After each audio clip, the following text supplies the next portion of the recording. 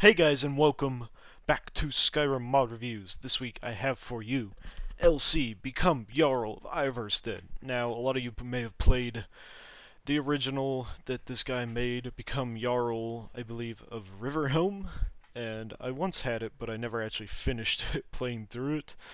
But he has made a new one, and it is a lot better in my opinion from what little I played of Riverhelm, and that is, of course, Become Jarl of Ivarstead. So what does it add? Well, it adds a massive castle to Yarlstead. That's a new place you haven't heard of. To Ivarstead. And it's called Falcon Nest Castle, and it's a lot of fun. Now, I have spent the past couple of days playing through the entire thing, and I have all this footage to show you guys. And right here on screen, you can see me exploring the castle. And when you first come into it, everyone's dead, there's shit everywhere, and you're like, what the fuck? I thought I had done something wrong. And as it turns out, you have to go talk to someone. One of the few remaining survivors of the city. All the guard are dead, of course, as you can see, and the castle is locked, so you have to go talk to Goldir. And this is him right here. He is, I think I got that right, Goldir? Yes. Anyway, he is the warehouse man, and he is going to help you revitalize the castle, as it were. So what does this mod add? Well, before you become the Jarl, you're sent on a quest line to basically make the place better looking and make it, good again. So there's several hours of quest line involved with that before you actually become the Jarl. And there's more info on that later in the video, of course.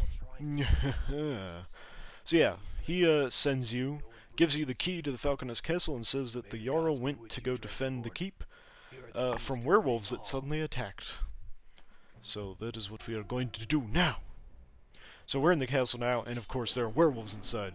So you have to fight them. They're pretty high levels, so I would recommend, if you're not cheating, like I was, it'd be a higher level, so that you can fight these guys, because they can be tough, as werewolves are. They're also scary. Anyway, after that, you go into the underground lair of the werewolves to try and find the Jarl, because he appears to be missing. And of course, it's nice and icy. It looks very cool, and there are more werewolves inside. Oh god! And they have a specific name, which is interesting, but they don't really develop on it. It's just some sect of vampires, or sect of vampires. I am just really screwed up today. Sect of werewolves that attack. And after you kill a couple of werewolves here and there, I think there's 3 or 4 down there, you find the body of the Jarl. And you loot his body like a good little Skyrim person should. And then you, of course, return to Goldir. And at this point, he's like, oh no, the Jarl, he's dead. And so, he asks you to help him, basically. Well, not actually. He's like, oh no, our hope is lost, blah blah blah. Basically, he was predicting the very end of Ivarstead, and you being the good little dragonborn with no ulterior motives of becoming Jarl, go to help him.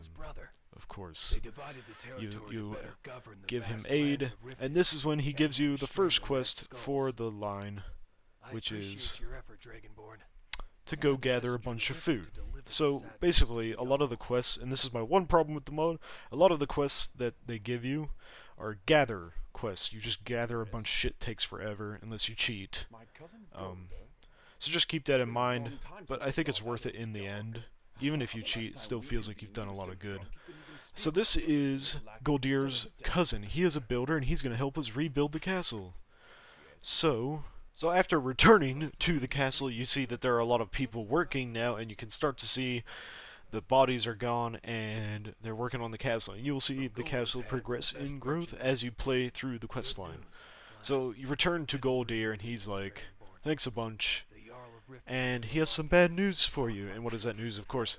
Well, Riften has decided not to help us recover the castle, basically because they have no money, and nobles being nobles, lame. So, you talk to Baldir, and he's like, well, we need help. And he asks you to go talk to his cousin in order to help him out, so that he can build the castle up again. So, once you finish talking to him, you continue on to his cousin. So there's him talking. I'm going to try and be quiet so you guys can listen to the voice acting, because it's quite good. So just take a minute. Who have so little to offer you, but yeah. Together we make Anyway, you can kind of get the gist of what that is there. So after this conversation, that's when you go talk to him. And he's like, hey, go find my tools for me. Some bandits stole it, those bastards. So you have to go way across the other side of the map and go to the tower outside of Whiterun to kill the bandits. So you can get his tools. And when you return, he's like, oh, those are my precious tools, my father's, blah blah blah. This guy is quite a character. He's very interesting throughout the storyline. And even though the subtitles say certain things, he adds extra things here and there, which is quite fun. So after you talk to him, he's going to give you your second gather quest, which is to go gather a bunch of iron and steel, and yay, and this is all done through notes, and it's very annoying. But I kind of get it, because, you know, you need the materials to get the city back to growth, and since you're the one helping, it makes sense that you would get them. Ow, I just banged my finger on a lamp. Yeah! Skyrim Mod Reviews. Woo! So after that, you turn in the quest, and he's like, yay, thank you. Now go talk to this guy. Now who is this guy? Well, he is the steward. And he sounds pretty cool. He's going to be the main guy that you talk to after you finish talking to everyone else. And he sends you to go find mercenaries so that you can hire new guards. And this is my favorite guy in the entire storyline, because he's kind of a douchebag, but in a charming sort of way. He's very interesting. His name is Captain Magnus, and he's a mercenary. And so, after a steep price of about 10,000 gold coins, you can hire him to be your guard. And that's pretty cool. So after that, you return back to the steward, and he's like, great. Now let me tell you about these guys. These guys are the Red Skulls. And they're sons of bitches. Basically, they're savages, blah blah blah. You can read the text if you want, or listen to it. Basically, he sends you out into the wilderness to kill 30 of them and get their skulls and bring them back to him, so that it will feel safer, blah blah blah. And once you've done that, you return to the castle once again to talk to the cousin of Goldir. I cannot remember his name, I'm a failure. Ikaris, I think. If I can read that properly, as I believe so. Anyway, he says he has a message for you for Riften.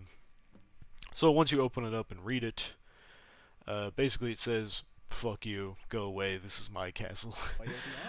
It says, like, thank you, but you're gonna have to, like, step down, and we'll give you 2,000 gold pieces. And the steward puts it in a good light here, so I'll try and be quiet so you can listen to the rest of it. 2,000 pieces of gold? Oh, that's typical of the nobles. They expect people and workers to do all the hard work and then want to take over everything. I know well the way they think. I worked for them for years. We cannot accept this. When we needed the help of Riften, the Jarl gave us her back. And now that everything is going well again, thanks to you, who have given your blood for these people, they want to take back the control? It can't stay like this. Anyways, that's kind of like his big speech. He goes on a little while after that, but I thought I wouldn't show the whole thing so I don't ruin the entire storyline. So anyway, later on you find out that there's a spy amongst you. And Captain Magnus followed him back to the base, and he's like, I'm Captain Magnus, and I am just generally... He's kind of a badass. He basically followed the spy back to the camp and found out about a secret invasion. An invasion to invade Riften. And we're like, well, that's our plan. We want to buy Riften. We want to buy Ivarstead from Riften so that we can be separate and unified and blah blah blah. And we're like, oh, we'll go help Riften. And so that is the plan, to stop the invasion. And Captain Magnus goes on for it a little while. I left the conversation in because it's quite interesting, so I recommend you read the subtitles. And or try and listen to him over my talking, because I recorded this earlier. I'm hefting a voiceover so that you guys can have, you know, some commentary to go with it. So it's a little bit hard for me to not talk over them, and I apologize for that. But I urge you to read the subtitles because the guy who wrote this is very good at it. The script is all very nice. So anyway, we get to the battlefield, and here they are. These are my men. No Riften. There's a couple of Riften guards, but not a lot. Anyway, so you fight them, and you can see what the Red Skulls look like here. They paint their bodies yellow and then they have red skulls on their faces. They all look pretty much the same, but it's kind of an interesting new enemy to have to fight. Gives Falkreath some interesting... So here is the boss, the leader of the armies of the Blood Skull Men. I can't remember their names. Anyway, he's a brute. He is huge, and after you kill him, Captain Magnus is the best thing. So I'm gonna be quiet right about... I love seeing the savages agonize. Have you seen the size of their commander? He looked like a bear. I will make a rug out of him. I will keep his head as a trophy. Lucky Riften for having our support. The savages were in greater number and could have taken the city. It was a pleasure to fight by your side. It was a great battle. I will return to Ivarstead now, and I'll keep an eye on the savages' moves. Anyway, after that, you go back to the castle, and they're like, oh great, this is great. You give him X amount of money to buy Ivarstead from Riften, and then he's like, oh, well, one last thing, the Jarl of Riverwood wants you to do, Riverwood, fail. Riften wants you to do to buy Ivarstead. She wants you to go kill the leader of the tribesmen, which is like he's basically like a mage or something, and, you know, the story is much greater in the actual thing, but I don't want to ruin too much of it for you other than that you do go and kill him. And then after that, you go back to Ivarstead and, whoa, what are all these people doing in the palace? Oh, but you can guess. Yes, of course, it is indeed. They induct you into you become Jarl of Ivarstead, and after that, you can buy a whole shit ton of stuff to like build around Ivarstead in the castle, like a cheese maker place, etc., etc. There's like 5 or 6 different things you could pay like a shit ton of money for. It's really cool that you can do that. And then you could also talk to this guy afterwards and say, for example, there's someone who needs healing. Well, you can pay for it, or you can not, and you can be good or evil. And there's all these types of choices, all these sort of things you could do. It's a lot of fun. Anyway, guys, I encourage you to check it out. Thanks for watching. Tune in next week. Bye-bye.